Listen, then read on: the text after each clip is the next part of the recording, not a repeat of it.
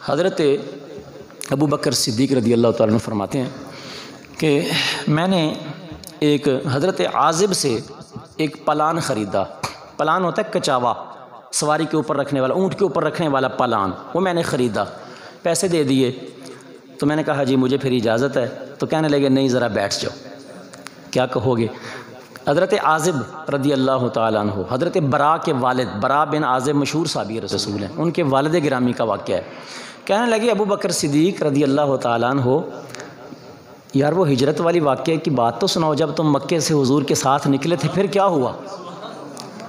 سودا تو ہو گیا لیکن وہ مزہ آ رہا ہے، ایک دفعہ بات تو سناؤ، وہ بات کیسے تھی جب تم ہجرت کر کے رات کو حضور کے ساتھ نکلے؟ پھر ہوا کیا؟ پھر کیسے کیسے آگے سفر ہوا؟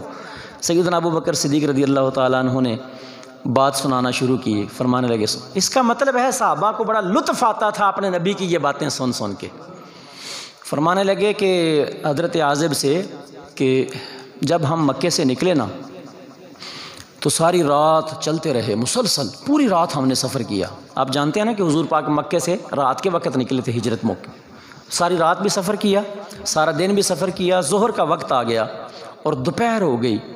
میں نے ایک جگہ ہم پہنچے تو میں نے چاروں طرف نظر دوڑائی کہ کوئی بندہ حضور علیہ السلام کو پکڑنے کے لیے تو نہیں آ رہا ہے۔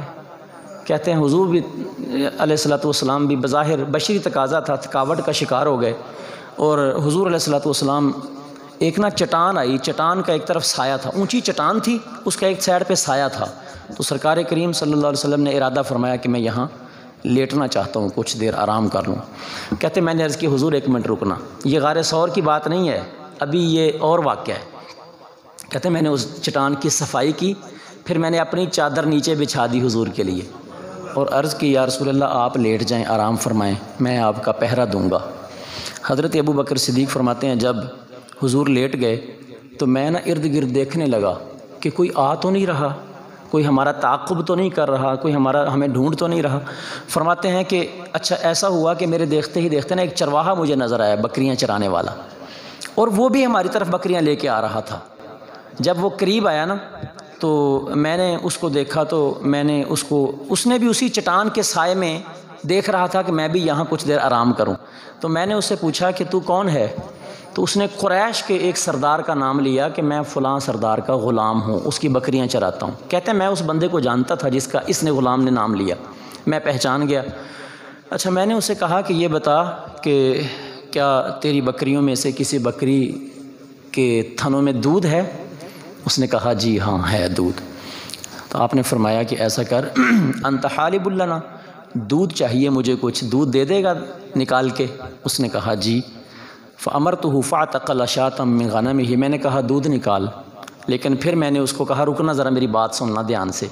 ثم امرتہ ان ينقض ضرعها من الغبار، میں نے کہا دودھ دونے سے پہلے ذرا بکری کے تھنوں کو صاف کر لینا اچھی طرح سے، بکری کے پستانوں کو اچھی طرح سے جھاڑ لینا، صاف کر لینا۔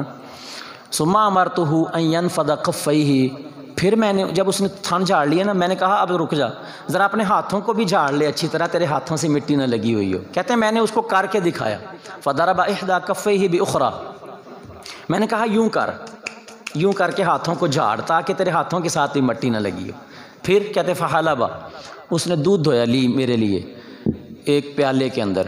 کہتے ہیں کہ میں نے کیا کیا کہ اس پیالے میں میرے پاس جو مشک میں پانی تھا نا، ٹھنڈا پانی تھا مشکیزے میں، کہتے ہیں میں نے مشکیزے کے پانی میں سے اس دودھ میں کچھ پانی ڈالا، یعنی اس کو دودھ کی لسی بنا دیا۔ جب میرے ہاتھ کو نیچے ٹھنڈک محسوس ہونے لگی نا کہ اب یہ ٹھنڈی ہو گئی ہے، تو میں اس کو لے کر حضور کی پاک بارگاہ میں حاضر ہو گیا۔ حضور علیہ السلام کی اچانک آنکھ کھل گئی اور حضور علیہ السلام میرے جانے سے پہلے بیدار ہو چکے تھے۔ واقعہ حضور علیہ السلام کو میں نے پیش کیا۔ جب میں نے پیش کیا تو یہ جملہ سنانے کے لیے میں نے آپ کو یہ حدیث سنائی ہے۔